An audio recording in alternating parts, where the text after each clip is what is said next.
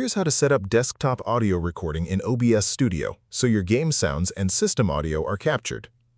Open OBS and click Settings in the bottom right corner. On the left sidebar, click Audio to open the audio settings. Scroll down to the Global Audio Devices section. Find Desktop Audio. It is likely set to Disabled by default. Click the drop-down and select your audio output device. This is whatever your computer plays sound through, your headset, your speakers, or your monitor's built-in audio. Choose whichever one you actually hear sound from, since that is what OBS needs to capture.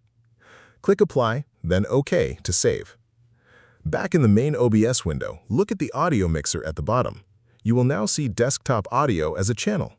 Make sure the fader is not at 0. Bring it to a comfortable level. If you also have a microphone, you may want to set desktop audio slightly lower so it does not overpower your voice in recordings. Press record or start streaming, and your desktop audio will now be captured alongside everything else. If this helped you out, hit that subscribe button for more straight-to-the-point tutorials on Step by Click.